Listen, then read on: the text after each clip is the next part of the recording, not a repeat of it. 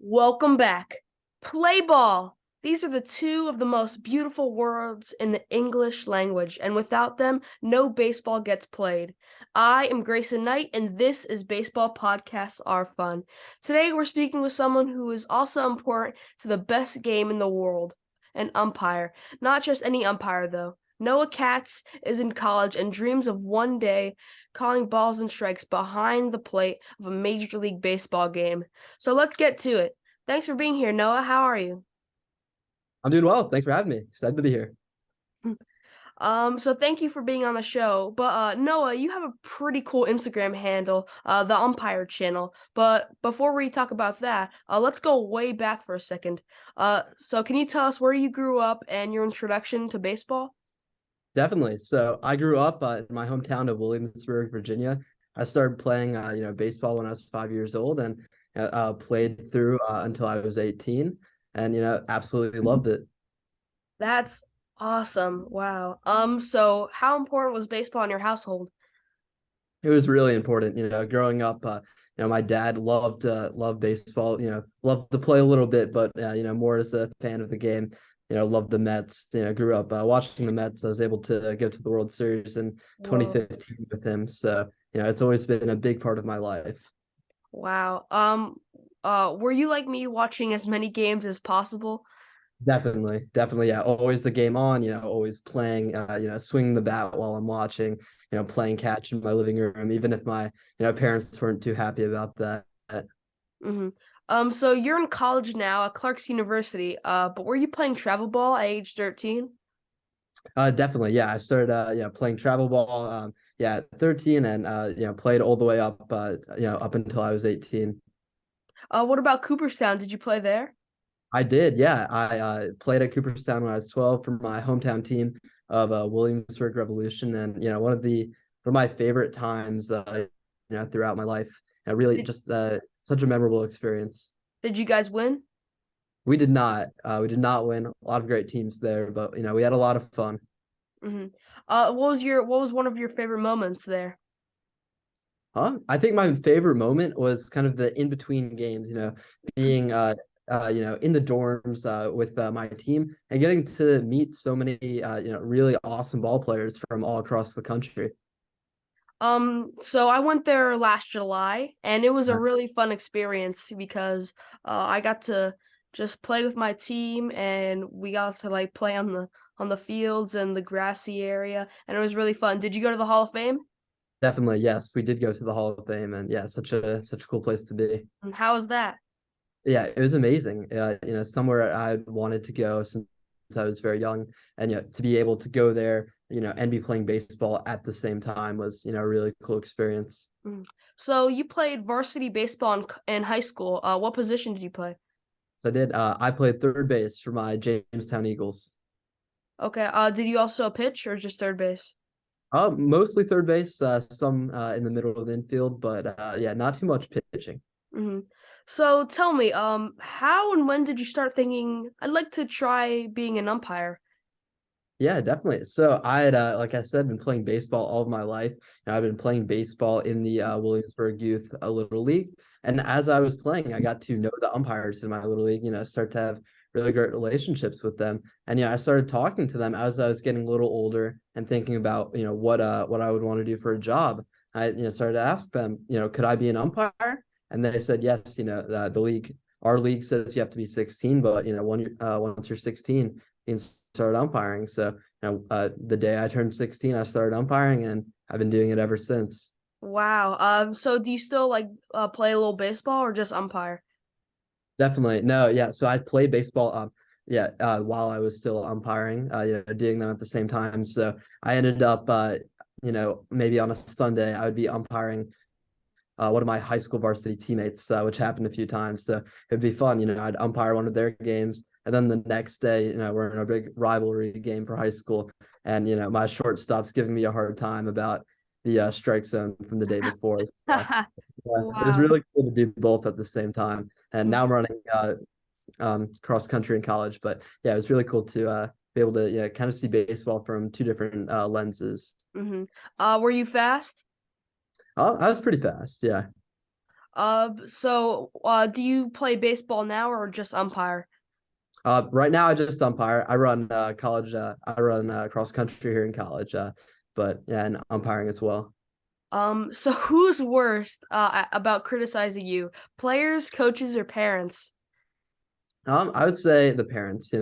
Parents, especially it seems to be at younger ages too, as opposed to as I get older. I hear more at a 10U game than I do when I'm umpiring a college game. So definitely the parents. hmm so how do you handle nasty parents or coaches?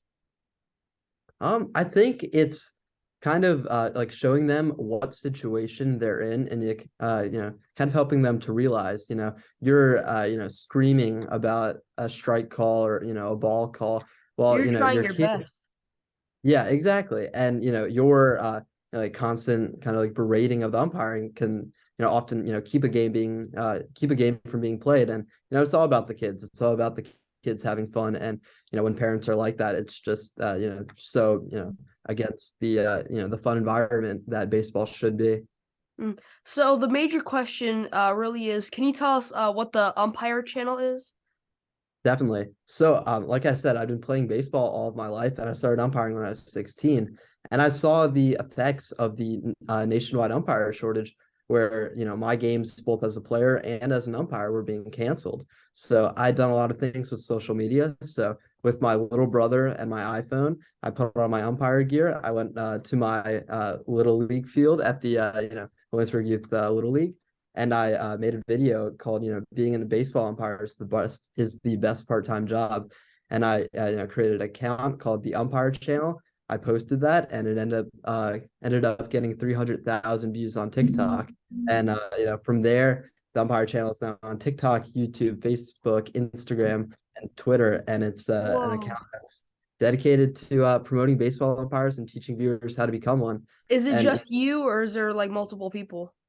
it's just me, making content, but I'm collaborating with a lot of people. I've been able to do interviews with umpires like Hunter Wendelstead, Junior Valentine, Al Clark, as well as umpires at every level, from little league to college, all the way up to the MLB. Mm-hmm. Um, so what do you have to say to people who hate on MLB Angel Hernandez? Yeah, no, that's definitely, kind of a big thing, and I hear that a lot in my comments.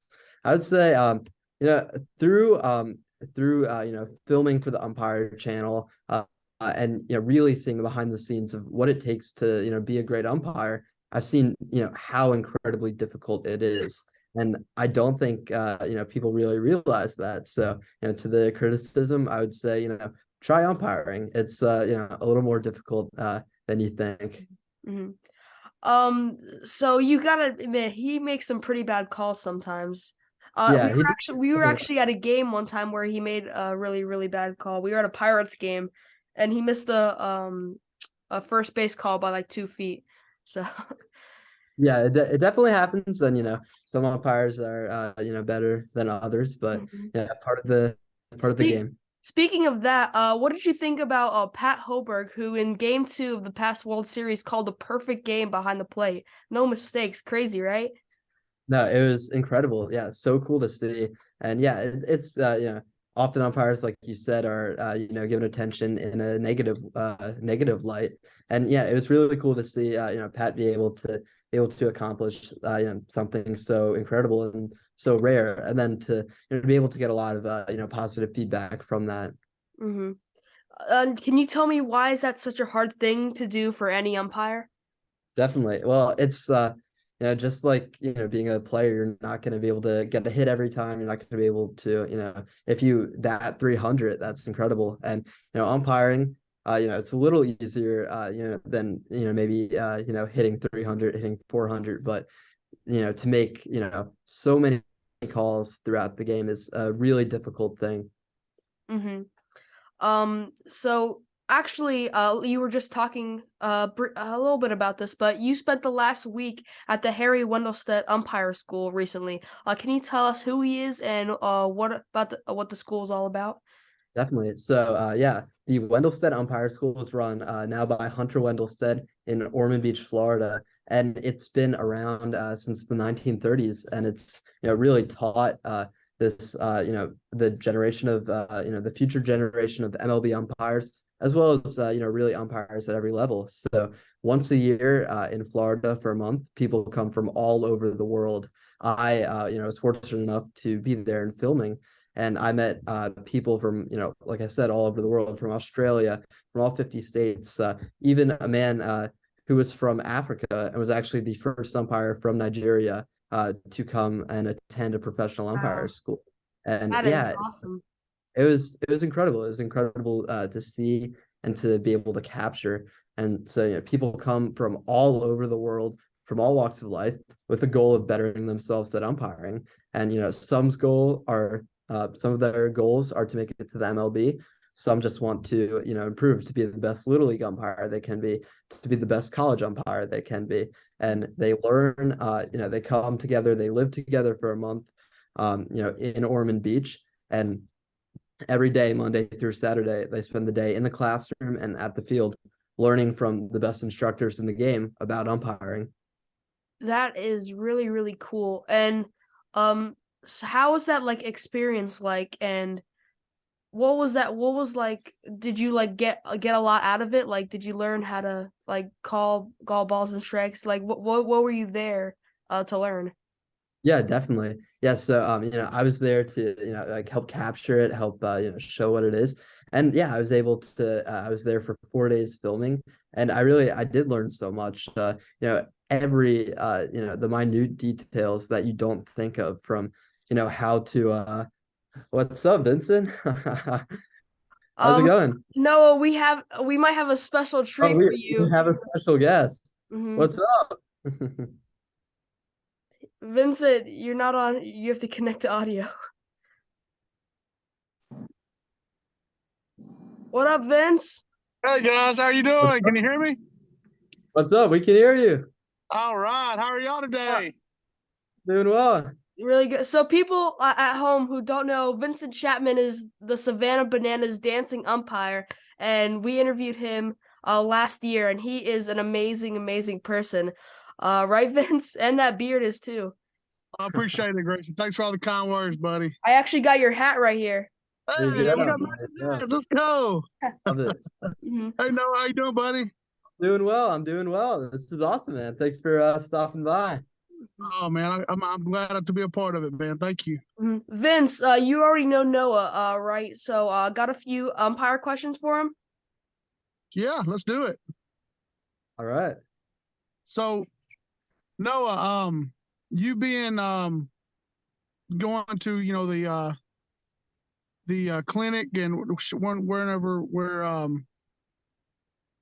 the I'm sorry, my mind's blank. MLB, umpires go to the training. Um, how was that as far as an eye-opening experience, and what is your takes from that? Definitely. Yeah. So it's just such an incredible experience. It's called the MLB Umpire Prospect Development Camp, and it's in Vero Beach, Florida, at the Jackie Robinson Training Complex. And it was the first time they were ever doing it. And it's a new program where they're trying to kind of like streamline the process of becoming an MLB umpire, where you go out, you attend one of the one day MLB umpire camps throughout the country, and then the best are selected and are completely paid for in an all expense paid trip to Vero Beach. And they come for a month, and similar to the Wendelstedt School, they get to learn from the best instructors there are. Ed Rapawano, Rich Reich, Chris Jones, and the list goes on and on and on.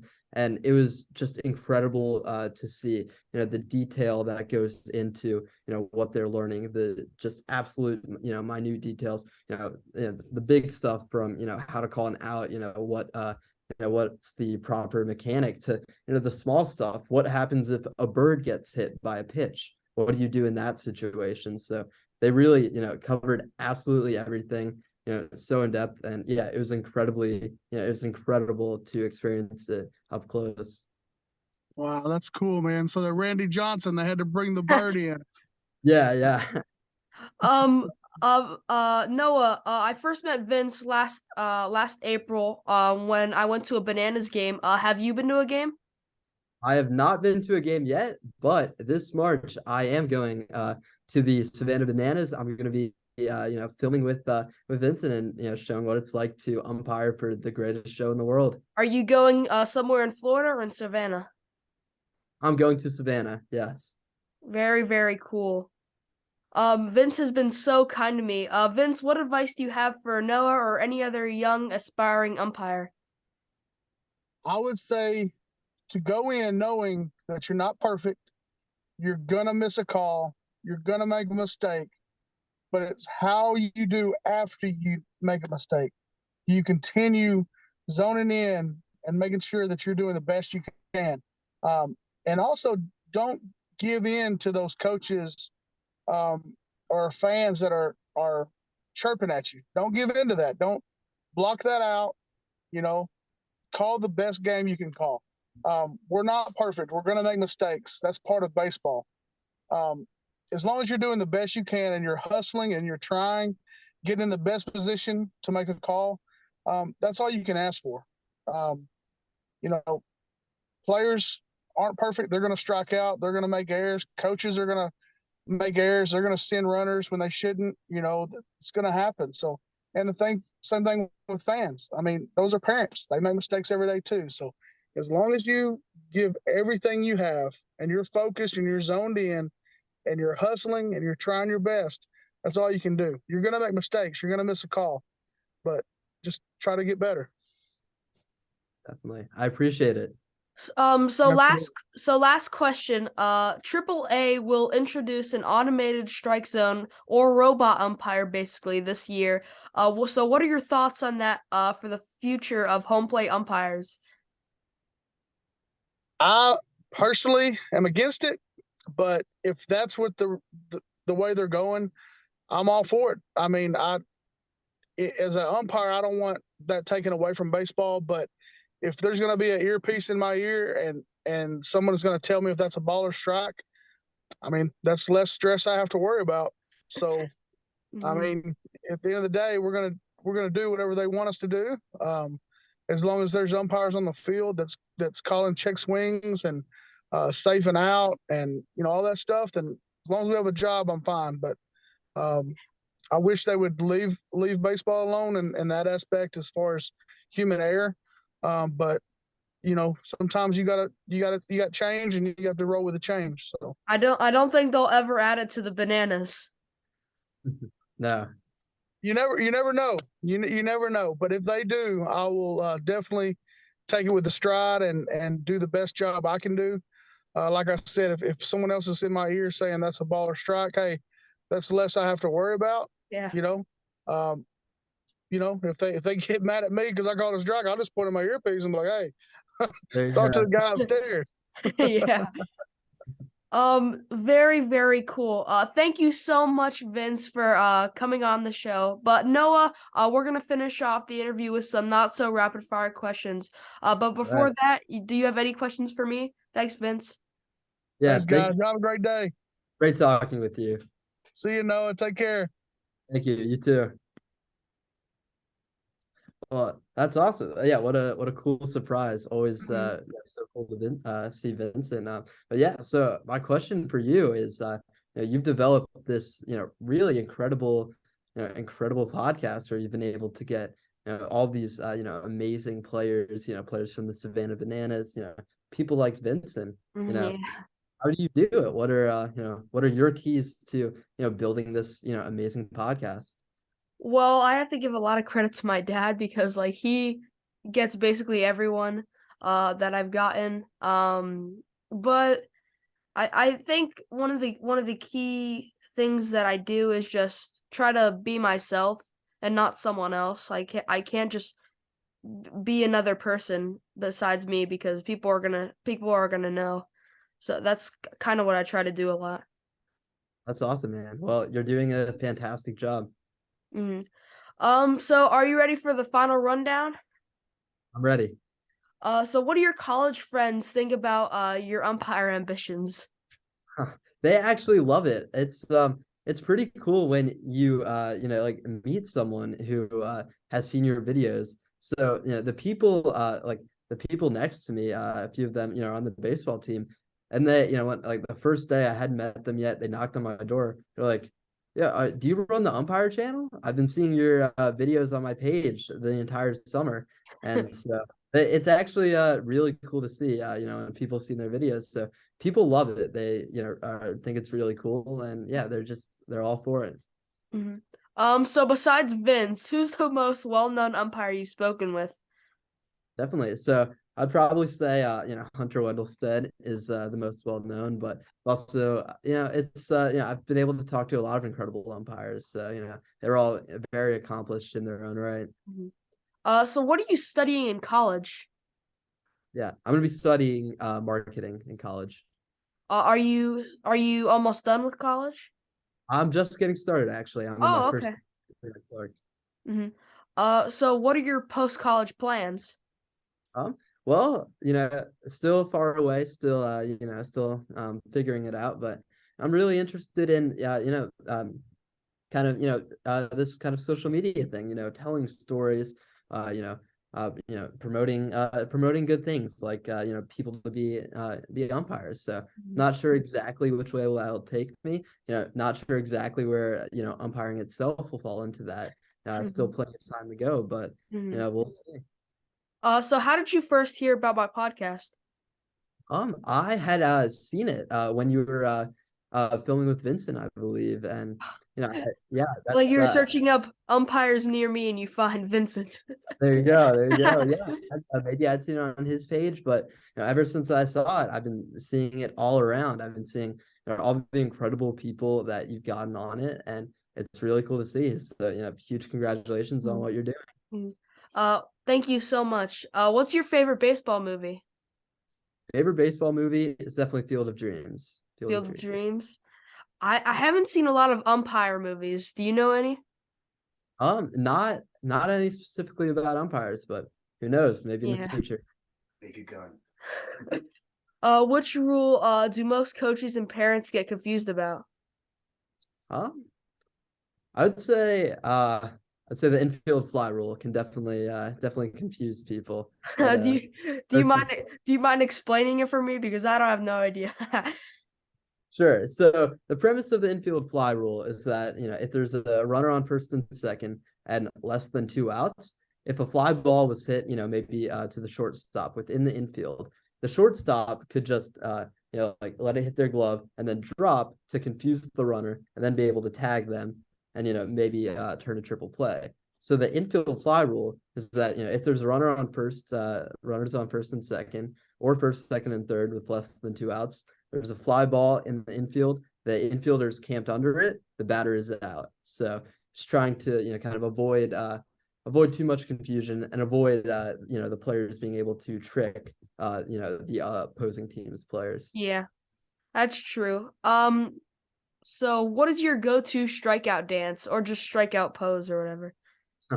Well, I don't think mine is nearly as good as Vincent's, but I keep it simple. You know, throw it back a little bit. You know, gotta get into it a little, have some fun, but you know, nothing too crazy.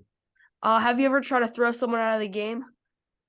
Well, I did have to throw one parent out of a game, A getting parent? yeah, had to throw them out of the facility. They were you know, almost like getting into a fight. So, you know, we had to put a quick end to that. But, you know, really overall, not too many bad experiences with your parents, players, or coaches. You're gonna have a few, but not too bad overall. Well, Noah Katz, we did it. Anything else you want to add? Oh, I think that pretty much covers it, man. You're doing an Thank, amazing job. Best thank of luck. you. Did you have fun? Absolutely. Well, thank you so much.